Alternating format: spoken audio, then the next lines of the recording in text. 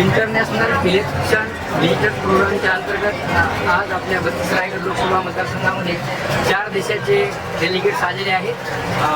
त्यामध्ये श्रीलंका, बांगलादेश, कझाकिस्तान आणि झिम्बाब्वे या देशाचे प्रतिनिधी आहेत। हे सर्व प्रतिनिधी आज सकाळी 9 वाजता आपल्या मांडवा जेथून आलेले आहेत आणि आता ते अलिबाग विधानसभा मतदारसंघाचं जे डिस्पॅच चालू आहे, पोलिंग पार्टी रवाना करण्याचं काम चालू आहे, त्याचं ते निरीक्षण करत आहेत। त्यानंतर दुपारी ते काउंटिंग सेंटरला भेट देतील आपल्या आणि दुपारी 4 वाजता त्यांच्यासोबत आमचे जिल्हाधिकारी कार्यालयामध्ये बैठक होईल।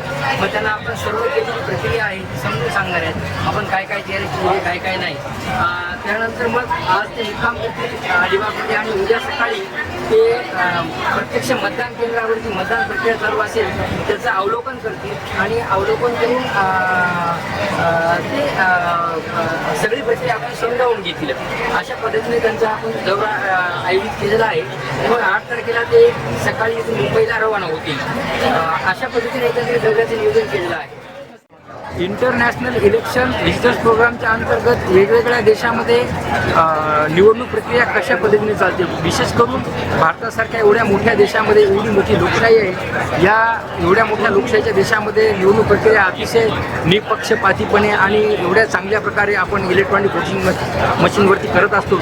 ते सर्व निरीक्षण करण्यासाठी ते या ठिकाणी आलेले आहे आणि ही प्रक्रिया चांगल्या पद्धतीने चालते। तेही याच्यात नेमक्या कशा पद्धतीनं कामकाज चालते, काय काय तयारी करतात, काय काय प्रिकॉशन्स घेतात, या सगळ्या गोष्टीचा त्यांना या ठिकाणी अभ्यास करायचा आहे। त्यासाठी ह्या देशातून लोक आपल्याकडे आलेले आहेत, त्यांना पूर्ण आपण सहकार्य करणार आहोत आणि सगळी प्रक्रिया अगदी मॉकपोलपासून ते उद्या कलेक्शन सेंटरपर्यंत आपण त्यांना सगळ्या गोष्टी दाखवणार आहे आणि ते त्याचा अभ्यास करतील। आणि ते आल्याबद्दल 32 रायगड लोकसभा मतदारसंघाचा निवडणूक निर्णय अधिकारी म्हणून मला हे काम करण्यामध्ये अतिशय आनंद होत आहे आणि मी आमच्या इलेक्शन कमिशनचे पण धन्यवाद देतो की त्यांनी ही संधी आपल्या मतदारसंघाला दिलेली आहे।